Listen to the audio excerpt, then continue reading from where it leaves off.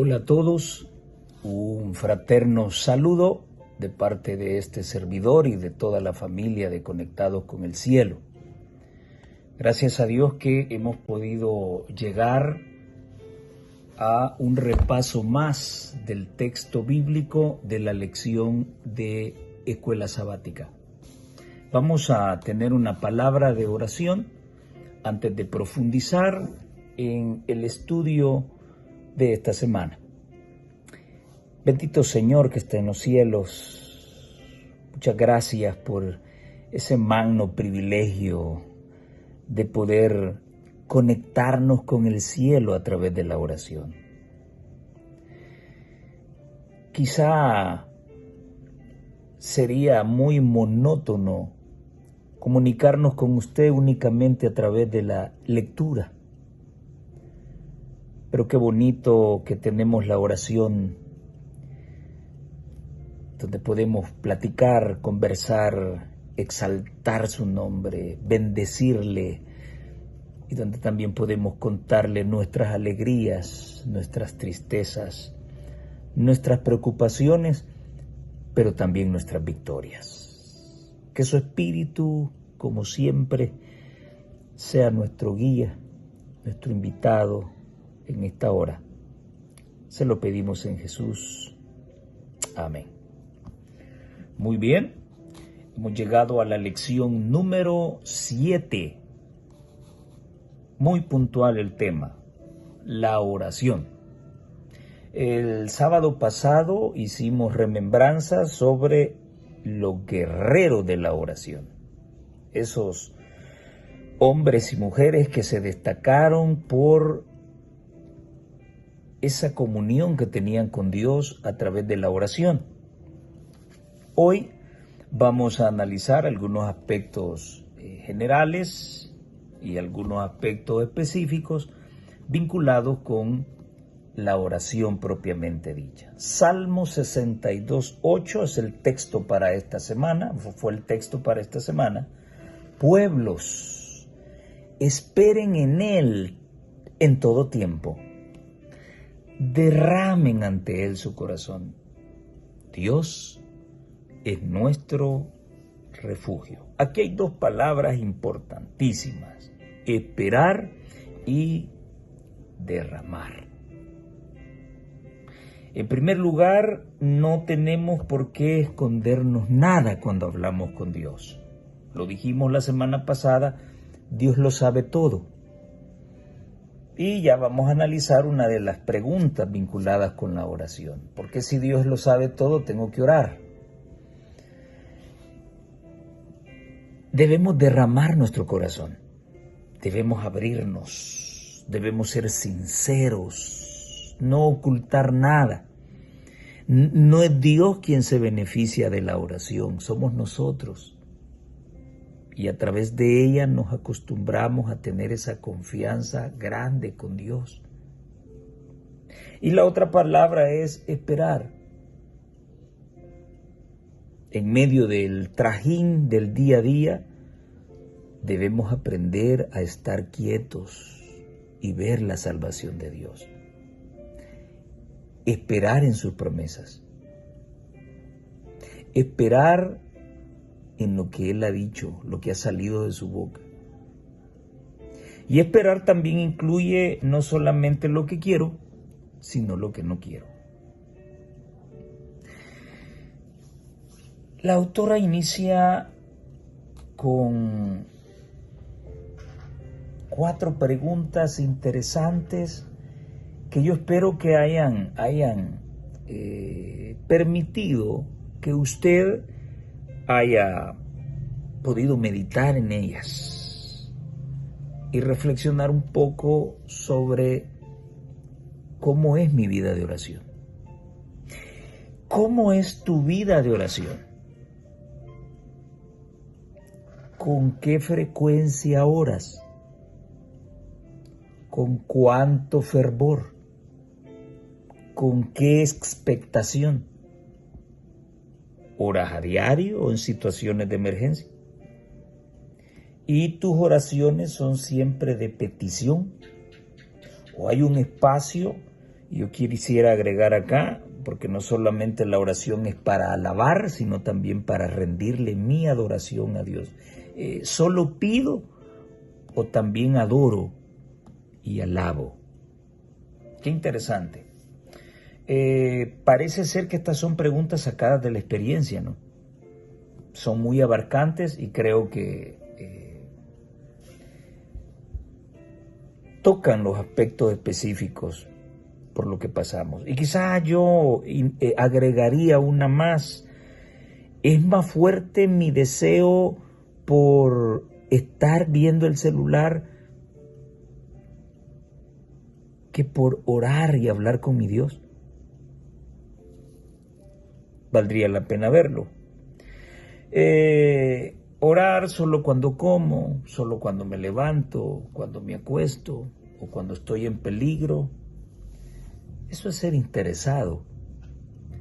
Y es utilizar únicamente la oración como un talismán que está allí. Cuando esté en peligro lo utilizo y si todo va bien, pues me lo guardo y lo vuelvo a sacar cuando esté en peligro. Bien, ¿cómo es mi vida de oración? Mi vida de oración va a determinar qué tipo de cristiano soy. Si soy un cristiano tibio o soy un cristiano calentito como Dios quiere que esté. Sencillo, sin tanta teología, sin fechas, sin profecías, ni nada de eso. Mi vida de oración revela quién soy yo. Si yo soy frívolo para orar, si yo no me comunico con Dios a diario, entonces seré un cristiano mediocre. Un cristiano que con facilidad será llevado por todo viento de doctrina y que tarde o temprano voy a retirarme de la iglesia. Si queremos crecer, dijo la sierva del Señor en primeros escritos, si queremos crecer y dar frutos, tenemos que absorber continuamente savia y nutrición de la viviente vid, porque separados de ella no tenemos fuerza. Yo creo que ese principio que está en Mateo 5, si no mal recuerdo, o en Juan 5, Juan 15, perdón, bueno, ya voy a acordarme. Ese principio creo que es el que sostiene a la oración. Yo soy la vid, dijo Jesús. Vosotros sois los pámpanos. El que está cerca de mí lleva fruto. Y luego viene la frase clave. Separados de mí no pueden hacer nada. Pero entonces, ¿cuál es el objetivo de la oración? La oración me une al Señor, me acerca a Dios. Porque separado de Él, yo no soy nada. No es la raíz ni el tallo, que son los que contienen la savia, las que buscan a las hojas. Son las hojas las que están esperando el alimento. En nuestra vida cristiana parece ser que Dios es el que está interesado en acercarse a nosotros, pero no nosotros a Él. Y hablemos con la verdad. Si fuésemos hombres y mujeres de oración, no estuviéramos viendo las tonterías que se ven hoy en día en la iglesia. No veríamos esos liderazgos vendidos. Veríamos liderazgos sólidos. Y por otro lado también tendríamos una feligresía fuerte, que no se deja llevar por vientos de doctrina, por sus maestros. No permitirán ser adoctrinados porque sostienen una verdad que se ven inspirados a tomar y a escudriñar porque reconocen que en ella está la vida eterna, en la Biblia está la vida eterna, está la savia que da alimento a la vida espiritual. Una vida de oración define quién soy. Una vida sin oración define quién soy. Indica el tipo de cristiano que soy. Con la boca puedo decir una cosa, pero mis hechos son los más relevantes. Y estos están vinculados con mi vida de oración. Un profundo sentido de nuestra necesidad y un gran deseo de recibir las cosas que pedimos deben caracterizar nuestras oraciones. Un sentido de nuestra necesidad y un gran deseo por recibir lo que pedimos. De lo contrario, no serán oídas. Nuestra obra, dice la sierva del Señor, consiste en humillar nuestra alma delante de Dios, en confesar nuestros pecados y en acercarnos con fe a Dios. El propósito de Dios es manifestarse a sí mismo en una providencia y en su gracia. El objeto de nuestras oraciones debe ser la gloria a Dios y no la glorificación de nosotros mismos. Muy interesante. La oración es más que pedir. Hay más de la oración. Por eso nos preguntaba la autora, ¿en qué ocupamos más la oración? ¿Si para pedir o para alabar y adorar a nuestro Dios? Veamos ahora una oración en medio de la crisis. Y la lección nos lleva a Primera de Reyes 19, del 1 al 18. La mensajera del Señor dice que lo que ocurrió en el Monte Carmelo no fue casualidad. Dios dispuso que fuera en ese lugar, porque ese lugar era tan preciso que desde los 4 puntos cardinales podía observarse lo que estaba ocurriendo en la cima del monte. Y todos conocemos cómo espectacularmente Dios escuchó a su siervo y se manifestó con gran poder para quemar aquella ofrenda. Me llaman la atención las palabras de Elías cuando le dice al Señor, Señor, hoy que quede totalmente establecido que solo tú eres Dios, número 1. Y segundo, que quede claro que yo soy tu siervo. ¿Cuántos de los que oramos podríamos tener la fortaleza de decir la segunda parte de este pensamiento? La primera es sencillo. Señor, hoy con lo que vas a hacer que quede demostrado que eres poderoso y eres Dios. Sí, pero ¿cuántos estamos en la disposición de decirle al Señor y que quede demostrado que yo soy tu siervo? Hay mucha tela que cortar en esto. Entonces, en esa escena podemos ver a un Elías poderoso, lleno del Espíritu Santo, en donde Dios no solamente confirma su poder, sino que también confirma que Elías es el siervo que Él ha escogido para levantar su verdad. Pero, Elías también era un hombre propenso a tentaciones como nosotros. Y aquel hombre poderoso, aquel hombre de Dios, el único representante de Dios en aquel momento, sucumbió frente a la expresión mentirosa de Jezabel. Así me hagan los dioses, le mandó a decir con un mensajero a Elías. Así me hagan los dioses y aún me añadan, si mañana a estas horas yo no he puesto tu persona como la de uno de ellos. En otras palabras, que los dioses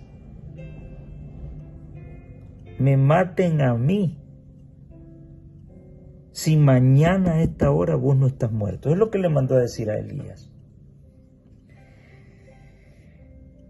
A veces nuestras flaquezas humanas nos hacen olvidar quién es el Señor. Así me hagan los dioses. ¿Tienen poder los dioses?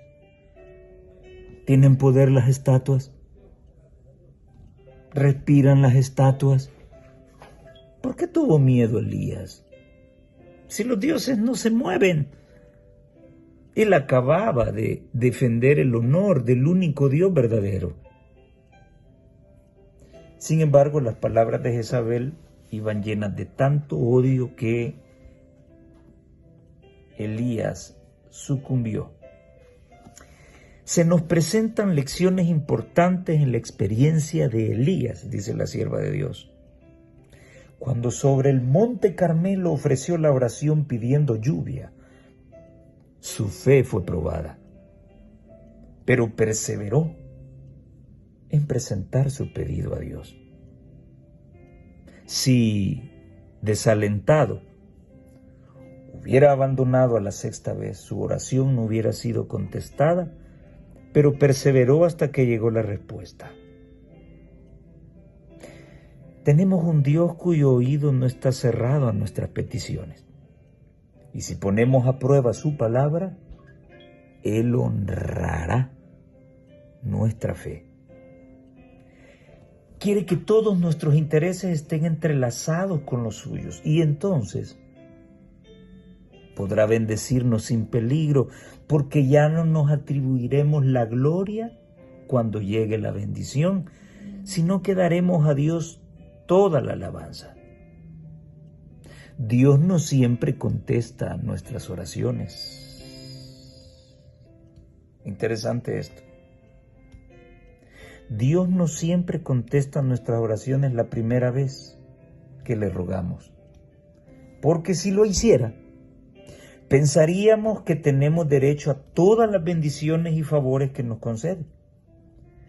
En vez de escudriñar nuestros corazones para ver si acariciamos algún mal o nos complacemos en algún pecado, nos volveríamos descuidados y fallaríamos en comprender nuestra dependencia de Él y nuestra necesidad de su ayuda. Vuelve a aparecer la palabrita famosa, pecado. Y dentro de las condiciones que debemos analizar al hacer las peticiones al Señor, ya vamos a verlas, la autora las menciona, está que si no recibimos algo, no recibimos respuesta, debemos analizar si no tenemos pecado. O sea que si vivo en pecado, muy difícilmente Dios me va a contestar. Si estoy en pecado, acariciando algún pecado, Él no puede bendecirme. ¿Y cómo es que aquel individuo dice que en esta tierra jamás vamos a poder dejar de pecar? Entonces nunca vamos a ser bendecidos por Dios. O nos están haciendo creer que, así como piensa el católico, que si yo bailo, yo bebo, yo uso drogas, soy promiscuo y estoy en pecado, Dios siempre me va a salvar. Y si tú te empecinas en llevar una vida de mejoramiento y preocupado porque estás separado de Dios y estás pecando, no vas a llevar una vida cristiana auténtica. Eso es lo que enseñan los hombres mentirosos. La sierva de Dios dice que si estamos en pecado, no estamos listos para recibir la bendición. Imagínate, yo ando con una mujer que no es mi esposa. Estoy en pecado abierto con ella. Y yo desde hace mucho tiempo llevo pidiéndole un carro al Señor. Viene el Señor y me da el carro. ¿Crees tú que al recibir el carro, yo voy a buscar consagrarme a Dios en agradecimiento al regalo que me ha dado? Claro que no. Lo que el diablo nos lleva a pensar es, yo no necesito llevar un estilo de vida consagrado. Dios siempre me contesta. Dios siempre está conmigo. ¿Es así la cosa? No siempre nos contesta la primera vez, porque Él quiere escudriñar nuestros corazones para ver si no estamos acariciando algún mal y comencemos a pensar mal. Dios me bendijo a pesar de lo que soy. Cuidado con eso. Elías se humilló hasta que estuvo en condiciones de no atribuirse a sí mismo la gloria. Esta es la condición por la cual el Señor escucha la oración, porque entonces daremos a Él la alabanza. En el Monte Carmelo la ofrenda se quemó no por la santidad de Elías, se quemó por el poder de Dios. La gloria no es para el hombre, la gloria es para Dios. Los humanos solo somos vehículos. La costumbre de alabar a los hombres da como resultado un gran mal, dice ella. Esto está en Conflicto y Valor, página 212. Cuando voy a leerlo otra vez. La costumbre de alabar a los hombres da como resultado un gran mal. Uno alaba al otro y de esta forma los hombres llegan a creer que la gloria y la honra les pertenecen. Cuando ensalzáis a un hombre, estáis poniendo una trampa para su alma y hacéis justamente lo que Satanás quiere que hagáis. Solamente Dios es digno de ser glorificado. El Señor estaba en el torbellino, en el viento fuerte, en el terremoto. ¿A dónde estaba el Señor? Estaba en aquel viento apacible. Un Dios pacífico, tranquilo, grande, excelso, poderoso, con toda la buena disposición de dignarse en inclinar su oído y prestarnos atención a través de nuestras oraciones. Verdaderamente que Dios es maravilloso. A través de esta preciosa historia de Elías, el Señor ratificó quién es. Y en esta historia la otra cosa que sobresale es que Acab, siendo un judío, provocó al Señor. ¿Cuán consciente estás de que lo que vas a hacer va a provocar a ira a Dios y aún así lo haces? Acab fue un rey idólatra. Y si ocurrió en aquel tiempo, también en nuestro tiempo tiene que estar ocurriendo. Sí, muchas veces lo he dicho. No te inclinas delante de una estatua, pero sí delante de una camiseta, delante de un escudo de fútbol, delante de las modas, delante de los peinados, delante de los vehículos. Tenemos ídolos y juzgamos al católico porque tiene sus estatuitas y todo eso. Por lo menos ellos son sinceros y aceptan que tienen imágenes y la usan. Nosotros somos hipócritas porque decimos que guardamos la ley de Dios y no adoramos imágenes, y les aseguro que tenemos más ídolos que los mismos católicos. Sí, el más común, el dinero. Hoy todo es dinero, ¿no se han fijado? Es el ídolo más grande dentro de la iglesia. Entonces, si comenzáramos a analizar todos los ídolos que hay dentro del pueblo de Dios, yo les aseguro que tendríamos más que los mismos católicos. No les estoy diciendo que hay que ir a adorar imágenes. No. Les estoy diciendo que así como inflamos el pecho para señalarlos a ellos, deberíamos de pensar de que nosotros estamos en peor condición que ellos. Así que, ¿cuán dispuesto estás a abrir tu corazón y orar con sinceridad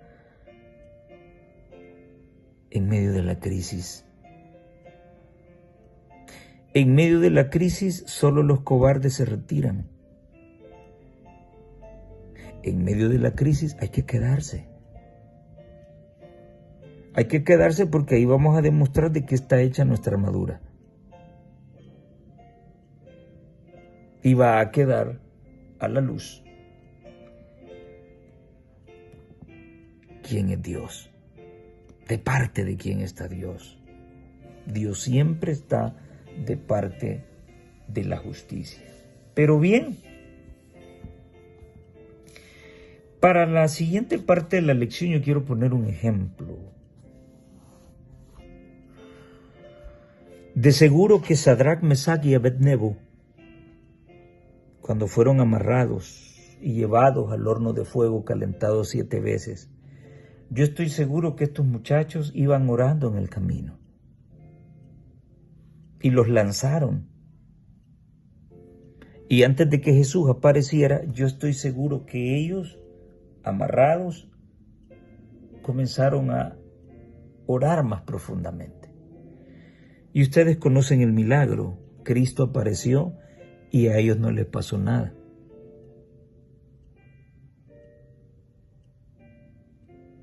Ahora quiero ponerte otra historia. Porque el mundo religioso piensa de que las historias siempre van a terminar así. Solo trueno los dedos y oro cuando necesito a Dios y Él aparece y las cosas cambian rotundamente. Y bueno, ahí está Sadrach, Mesach, Abednego, ahí está Elías, que oró. Pero ¿y qué Juan el Bautista? Estoy seguro que Juan el Bautista oraba cuando estaba encarcelado.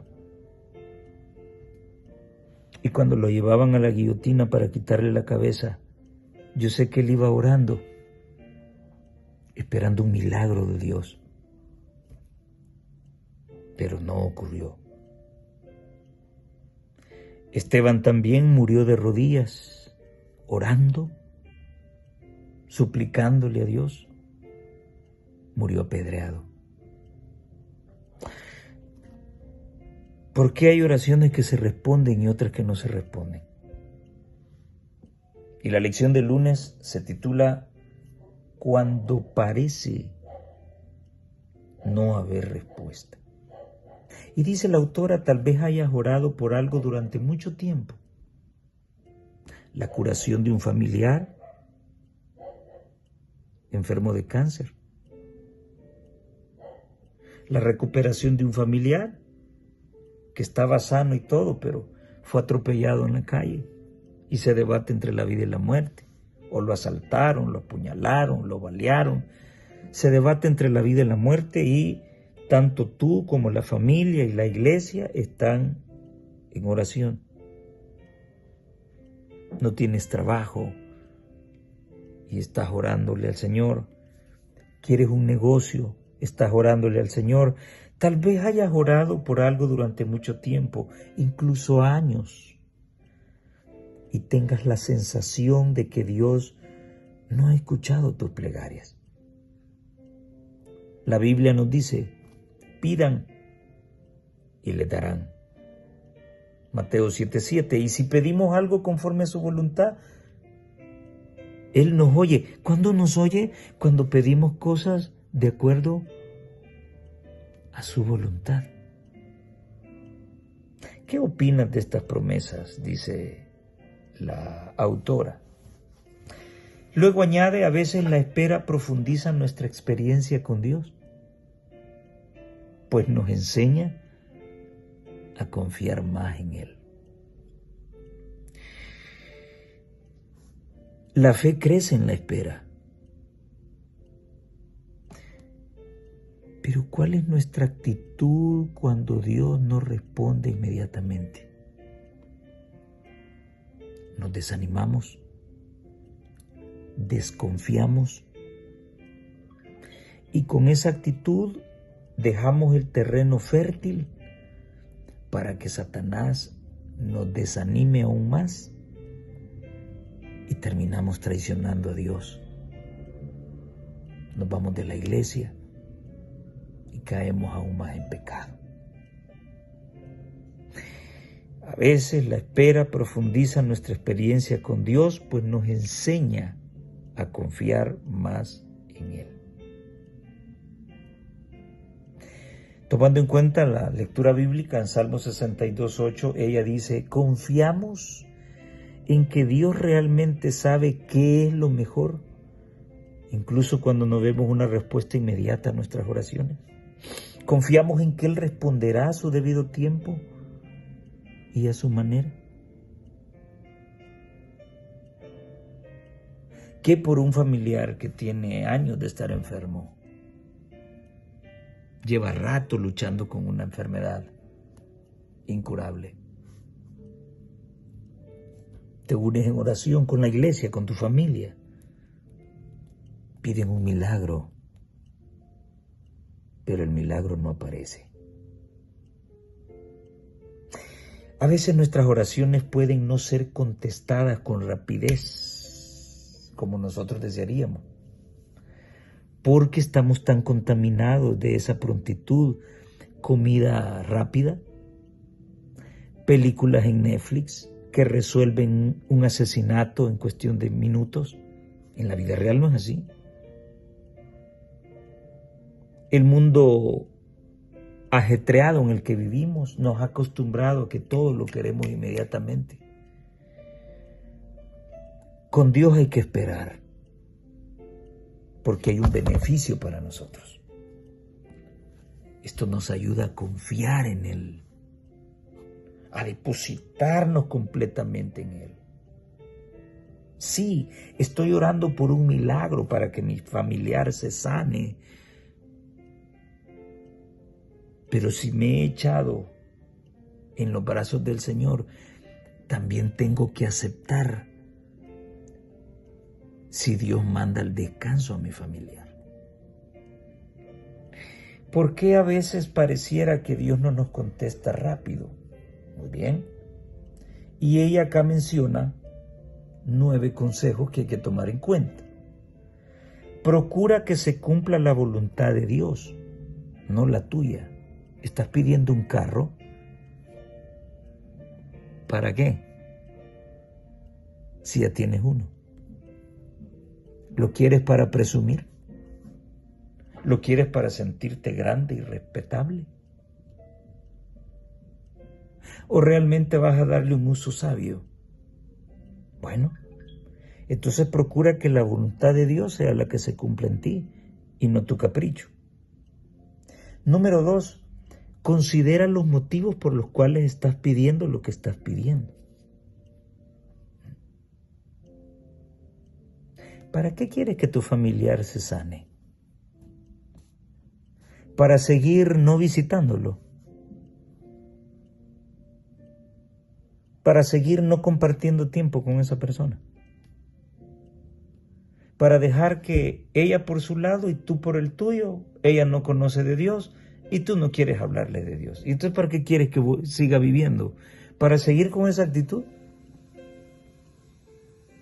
Por otro lado, ese familiar, ¿por qué se ha enfermado? ¿Acaso no habrá violado las leyes de la salud? ¿Hizo prevalecer más su capricho?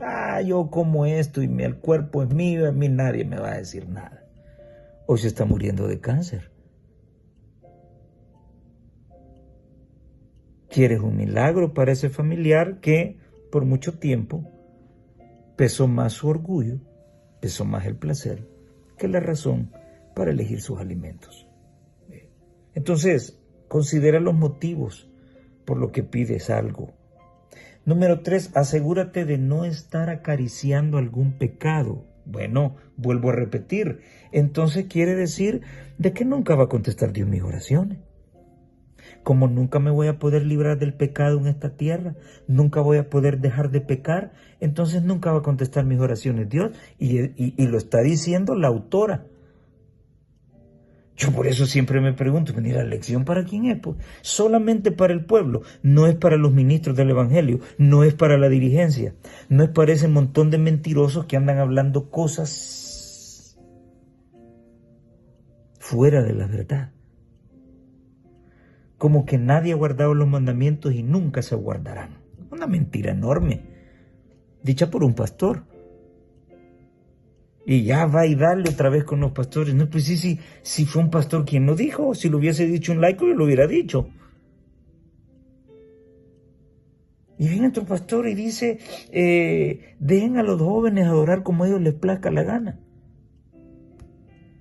Y viene otro pastor y dice, miren, en esta vida nunca vamos a dejar de pecar. Vamos a dejar de pecar hasta que Cristo venga y transforme esto corruptible en incorruptible. ¡Qué mentirota más grande! ¿Eh?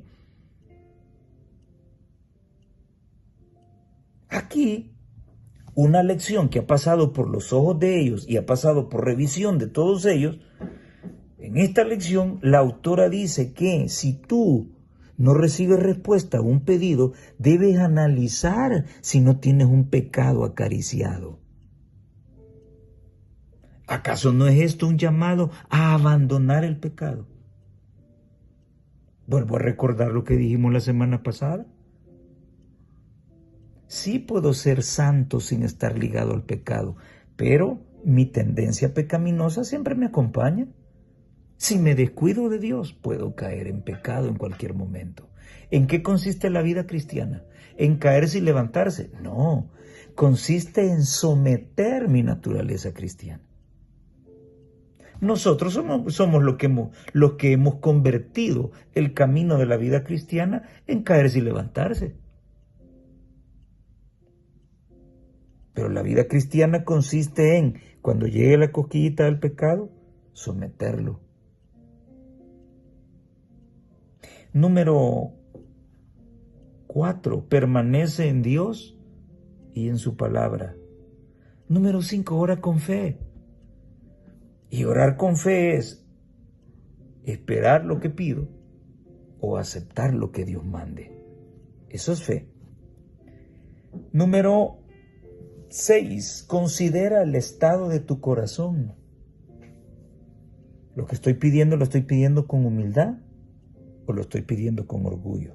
Número 7, persevera en la oración. Como todo lo queremos rápido, en 5 minutos hemos orado y queremos que en 5 minutos Dios nos haga crecer espiritualmente. Queremos que en 5 minutos Dios sane a nuestro familiar. Y que de la humillación y que de la santidad. Otro consejo es perdona a los demás. ¿Será que Dios no me ha contestado? Llevo años pidiendo lo mismo y hasta en mi oración dice, Señor, perdóname, así como yo perdono a los que me han hecho daño. ¿Es cierto eso? Yo he visto hermanos el sábado que no se hablan y están tomando Santa Cena los dos. Yo veo la esposa y el esposo, bueno, esa experiencia que siempre saco, del anciano que le aventó la cacerola de arroz a la esposa en la cara porque el arroz no tenía sal y en la mañana estaba oficiando la Santa Cena.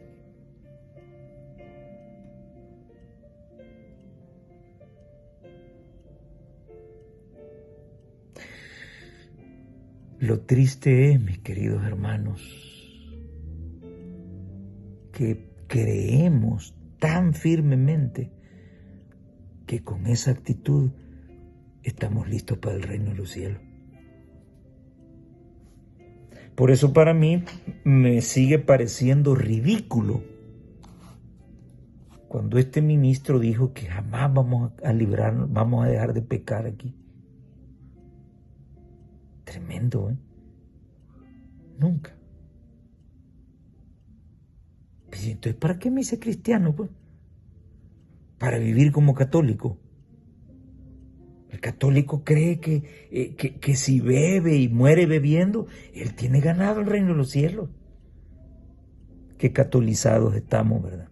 Por eso es que yo digo que esta gente está vendida a Roma y están cumpliendo fielmente su agenda y quieren de alguna manera adoctrinar a la iglesia, extraviar a la iglesia. Allá usted sí se deja engañar, pero usted ha sido avisado. ha sido avisado por grandes siervos de Dios que exponen su palabra maravillosamente.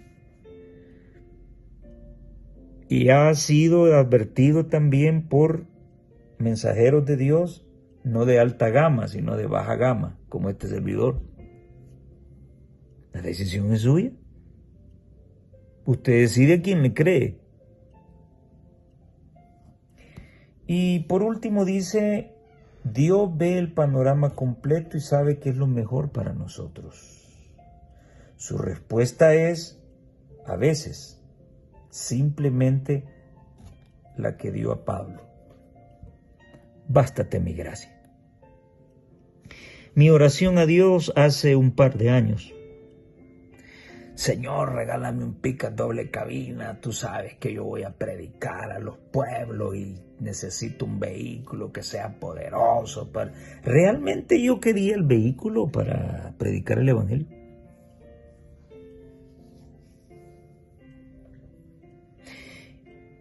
Y recibí la respuesta.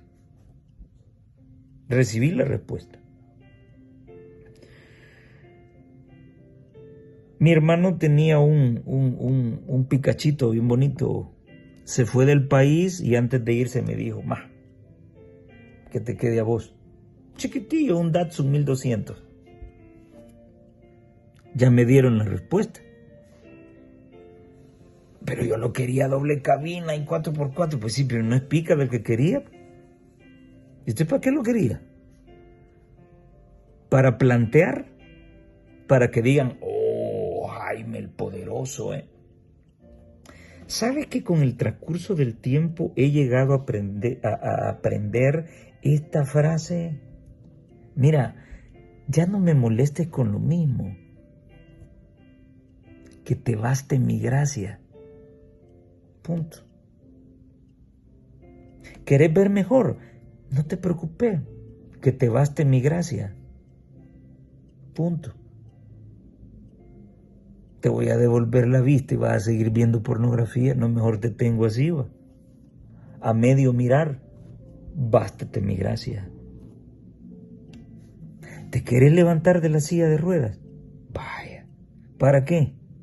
Para seguirte metiendo en lugares prohibidos y estar en el sábado de hipócrita, haciéndole creer a los demás que sos una persona santa. No, mejor ahí te tengo en la silla de ruedas y bástate mi gracia. Mientras te agarres de esa gracia, nunca te va a pasar nada.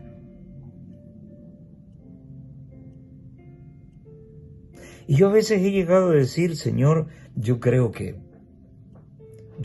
ya te harté. Yo creo que ya te aburrí con lo mismo. Yo creo que soy yo el que no quiere entender que sea suficiente a mi vida tu gracia. ¿Y qué voy a hacer ahí? No. Ya no me hables más de esto, le dijo a Moisés. No vas a entrar a la tierra prometida, punto. Te ha de haber puesto triste, ¿verdad? Pues sí, pero Dios tenía un galardón mucho más grande para él, la vida eterna.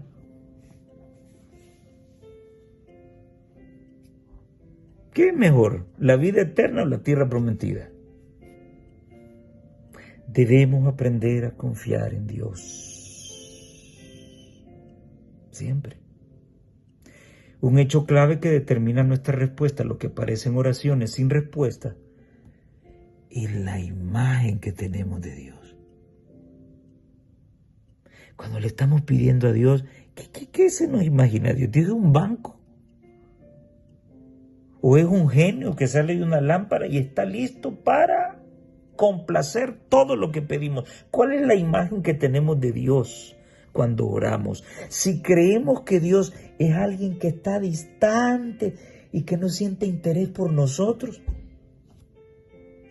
nuestra relación con Él se va a hacer pedazos. Y si eso nos ocurre, dice la autora que debemos buscar en la Biblia evidencias del amor de Dios y el cuidado para con sus hijos. Y entonces, debo orar para que se me cambie la imagen distorsionada que tengo de mi Dios. ¿Cuándo fue que se cumplió la palabra de Dios en la vida de Naamán? Ahí va bravo Naamán, porque las cosas no salían como él quería. Pedimos RAI y cuando un carro se detiene, queremos decirle al conductor, vaya, quítese porque también yo quiero ir manejando, ¿verdad? No somos agradecidos. Naamán no solamente fue a buscar a Eliseo para pedir un favor, sino que él quería que el favor se hiciera bajo sus condiciones. Y eso no es así, tú lo sabes. Va a ser bajo las condiciones del Señor. Y sabes, el mismo Jesús nos dejó ese ejemplo. Cuando le dijo, Padre, que esta copa que ha de pasar sobre mí, no la beba, no pase sobre mí como yo quiero, sino como tú quieres. Yo lo que quiero es dejar esto e irme porque tengo miedo. Pero tú y yo tenemos un plan para salvar al hombre. Así que aunque tenga miedo, aunque no lo quiera hacer, quiero que se haga como tú quieres que se haga. El mismo Cristo nos dio ejemplo. Se hundió una vez, 2 veces, 3 veces, nada. Y hasta la 7ª vez que se hundió, Naamán fue sanado por completo. A mí me gusta, hermanos y amigos, hace mucho tiempo salió una cartilla sobre los personajes secundarios, porque siempre nos fijamos en los principales, Enoc, Noé, Moisés, Abraham, pero casi nunca le ponemos atención a los personajes secundarios o terciarios.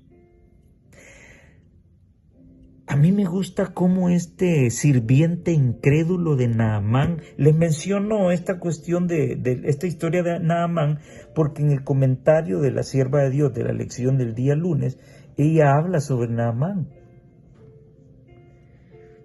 Y a mí me gusta este sirviente que no era cristiano y de seguro había oído de Jehová por otro lado. Él le dice, mi señor, le dice Naamán, quiero decirte una cosa. Si el profeta te hubiese pedido hacer algo, pero grandísimo, imposible de hacer, ¿no lo hubieras hecho? ¿Ahora qué pues? Solo te he dicho que te hundas 7 veces en el río. Óigame, el Espíritu de Dios estaba tocando la vida de ese siervo que al final hizo recapacitar a su Señor y así es como se animó para ir a meterse 7 veces al río Jordán. Como Dios muchas veces utiliza a gente que no tiene conocimiento pleno de Dios y Dios está hablándonos a través de estas personas. Así que, muy bonita lección. ¿Cuál debe ser mi actitud cuando yo no recibo respuesta de parte de Dios? Ahora llegamos a la parte que considero medular de la lección y es sobre la enseñanza de Jesús en la cuestión de la oración. Qué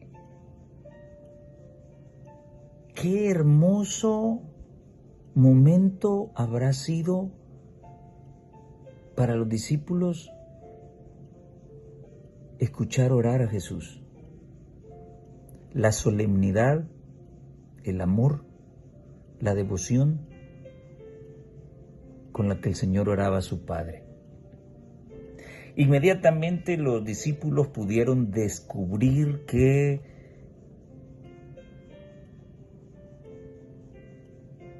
había un contraste entre Jesús y los miembros del Sanedrín. Aquellos oraban porque los vieran, para que los admiraran, para que siguieran chuleándolos como líderes. Sin embargo, no había una comunión con Dios. Sus hechos decían otra cosa con relación a lo que ellos oraban. Jesús tenía una relación con su Padre. Y tan hermoso fue aquel momento que sus discípulos le dijeron: Señor, enséñanos a orar.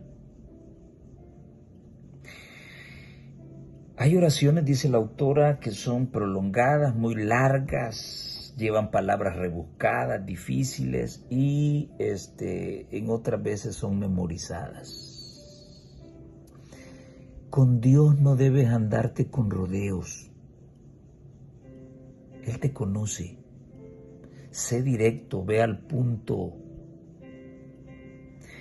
Para hablar con Dios no hay que gritar, así como lo hacen los pentecostales o las iglesias evangélicas, que gritan. El Dios que yo alabo está cerca de mí. No necesito gritarle. No necesito orar como que estoy narrando un partido de fútbol tampoco. Y no todo el tiempo voy a fingir que estoy clamando.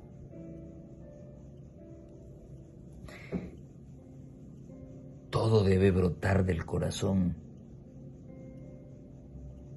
pero de una forma tan natural y sencilla. Yo le llamo como cuchillo en mantequilla. ¿Qué es lo que es el cuchillo en la mantequilla?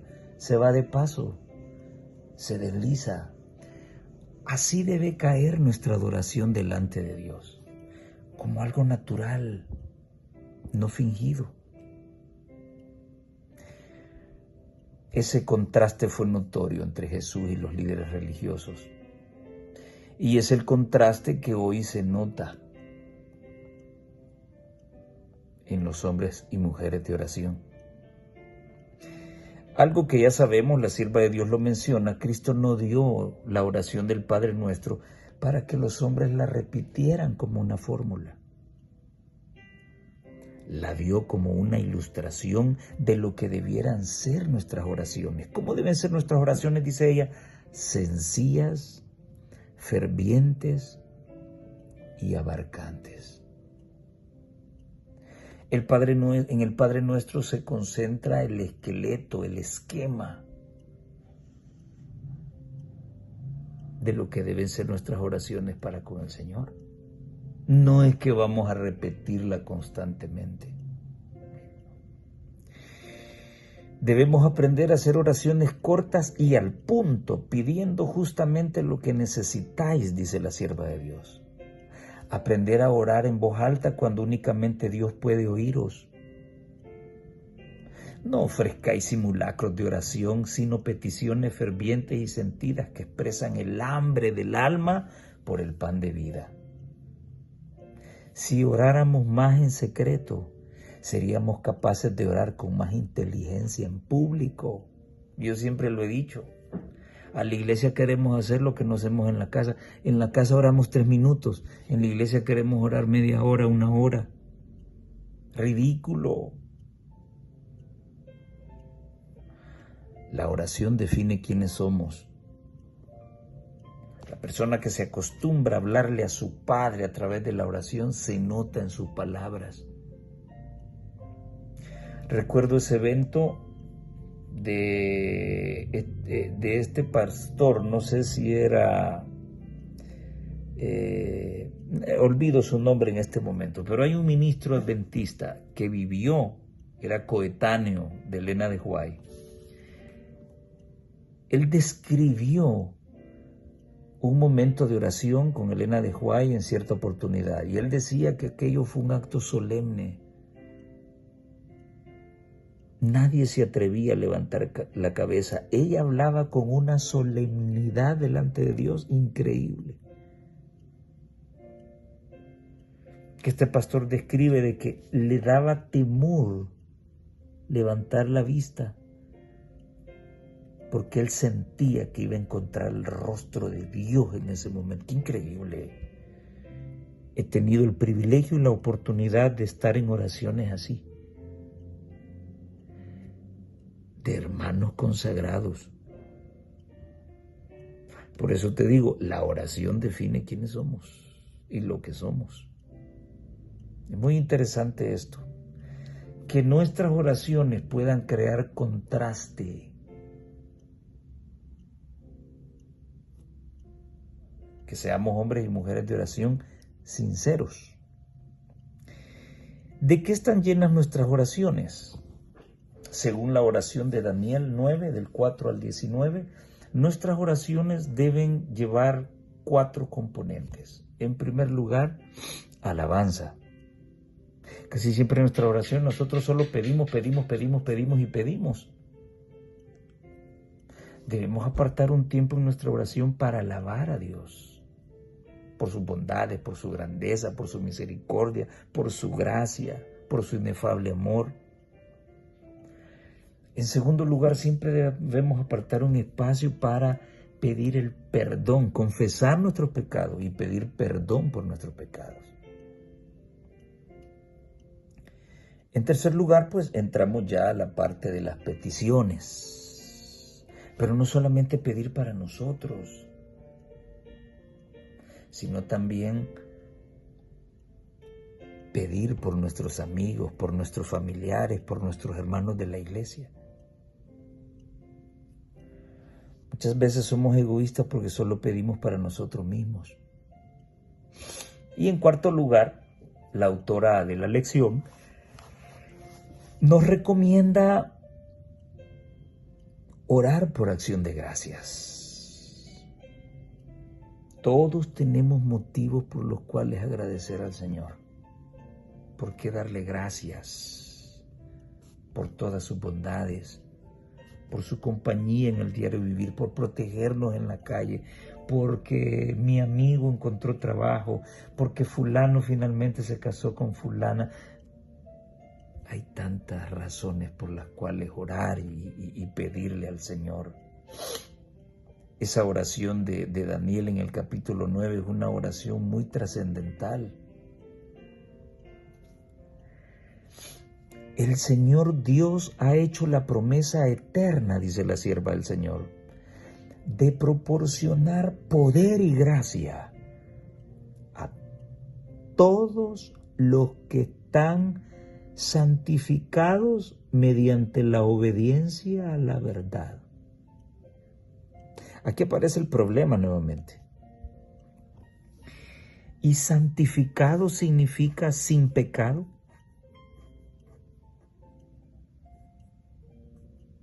Hermano, es que nosotros somos débiles, nosotros somos pecadores. Sí, pero no acabamos de leer que dentro de las recomendaciones en nuestra oración es confesar nuestro pecado y pedir perdón y estar a cuentas con Dios. ¿Por qué razón, si le he pedido perdón a Dios, me voy a sentir pecaminoso? Si debo sentirme libre y limpio en Cristo Jesús. ¿Se dan cuenta la mente derrotista que tenemos? No, es que somos imperfectos, es que somos pecadores, ¿por qué no pensamos más allá de nuestras debilidades? ¿Por qué no pensamos que en Cristo Jesús somos más que vencedores? ¿Por qué no pensamos que todo el que ha nacido de Dios no comete pecado?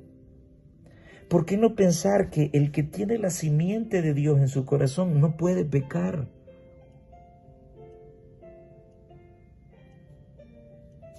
El pecado es tan sabroso que no lo queremos soltar. El Señor está dispuesto a dar su poder y gracia a todos los que estén santificados. Si nunca vamos a dejar de pecar en esta tierra, entonces nunca vamos a ser santificados. ¿Ven cómo contrastan las meras palabras de hombres con el espíritu de profecía, Jesucristo, a quien se le dio todo el poder en el cielo y en la tierra, se une en simpatía con sus instrumentos, las almas sinceras que día a día participan del pan viviente que descendió del cielo.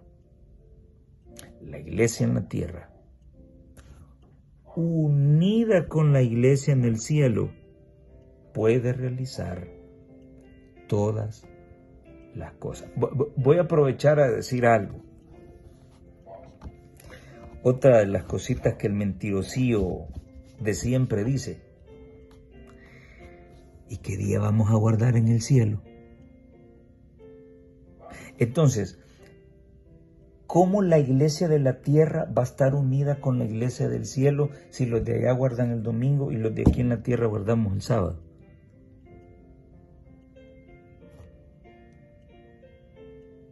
La iglesia en la tierra, unida con la iglesia en el cielo, puede realizar todas las cosas. Yo les mencionaba una cita: la ley del cielo es la misma ley de la tierra. Entonces, si aquí se guarda el sábado, allá va a guardar también. Ven como una y otra vez se habla de la santificación, de la liberación del pecado. Si no estamos santificados, no vamos a recibir el poder ni la gracia que Dios quiere darnos. Si estamos en pecado, el Señor no puede responder nuestras oraciones. Hay mucha tela que cortar en esto, pero no olvidemos que la alabanza, la confesión y pedir perdón por nuestros pecados y los pedidos que hacemos normalmente y la acción de gracias son condimentos que deben estar siempre dentro de nuestras oraciones. Ahora, la autora termina con 5 preguntas esta interesante lección. Primero, ¿por qué debemos orar a Dios si Él lo sabe todo? Entonces la mensajera del Señor nos responde que lo hacemos para capacitarnos para aceptar a Dios. Si no buscamos o no podemos hablar con Dios en esta tierra, ¿cómo vamos a hablar con Él en el cielo? Dios ya sabe lo que queremos, pero para Él es un gusto que usted y yo le digamos al Señor: Señor, yo necesito esto. Debemos capacitarnos para aceptar a Dios, ya que la oración nos eleva a Dios, no hace descender a Dios. ¿Por qué orar cuando todo está bien? Eso es como decir, cuando no hay dinero estoy en la iglesia y cuando tengo pisto me voy.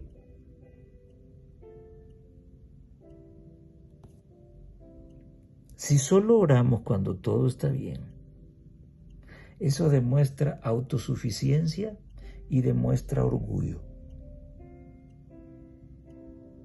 Eso revela de que no tenemos necesidades. No, a mí siempre me va bien. El cristiano siempre vive bajo pruebas y dificultades, y muchas veces mucho más difíciles que las que un hombre mundano puede tener. A través de la oración, a pesar de lo mal que te va, aprendes a confiar en Dios. Aprendes a estar fuerte en Él.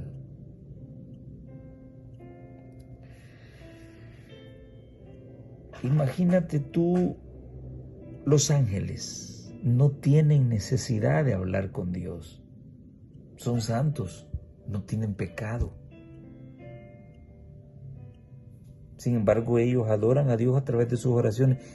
Con mucha más razón nosotros, seres finitos y pecadores, necesitamos de la oración para conectarnos con nuestro Padre, porque separados de Él no somos nada. ¿Qué papel tiene la fe en la oración? Muchísimo, un papel central. Sin fe es imposible agradar a Dios. El esperar la respuesta de Dios consolida nuestra fe, nos hace pacientes y nos ayuda a confiar más en Dios. ¿Con quién debo orar? Bueno, primero, yo solo. Segundo, con mi esposa. Segundo, con mi familia. Y tercero, la oración pública con mis hermanos en la iglesia. Siempre hay motivos para orar, siempre. Y siempre los habrá. Me gusta el canto nuestro titulado Dulce Oración. Me gusta la última estrofa, donde quien la escribió dice, da a entender que llegará el momento que cuando estemos con Cristo en la eternación, entonces vamos a despedirnos de la oración, nunca más la vamos a volver a utilizar. ¿Por qué?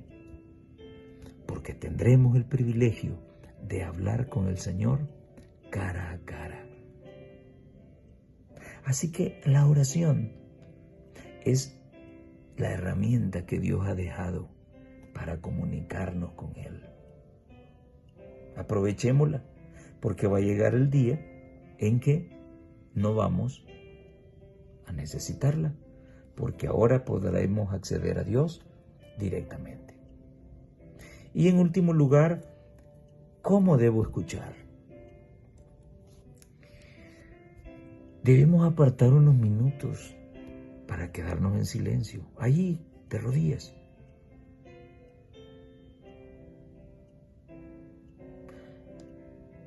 Y dejar que Dios hable.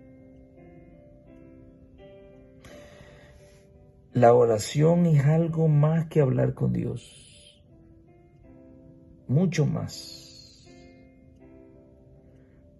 También debemos permitirle que que Dios se manifieste, que Dios hable al corazón.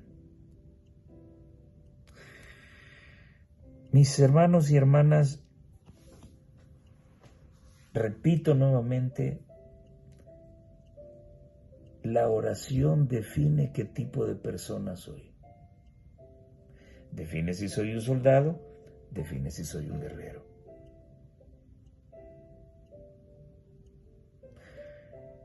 Yo espero que esta lección fortalezca tu forma de orar. Así como no concibo un cristiano que no lea la Biblia, no concibo a un cristiano que no ore, que no hable con Dios.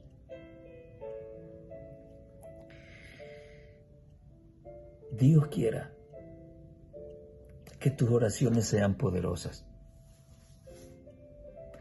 que no solamente te beneficien a ti y a los tuyos, sino que puedan llevar paz y tranquilidad a la vida de aquellos que no conocen de Jesús. El Señor te bendiga y nos vemos en la próxima.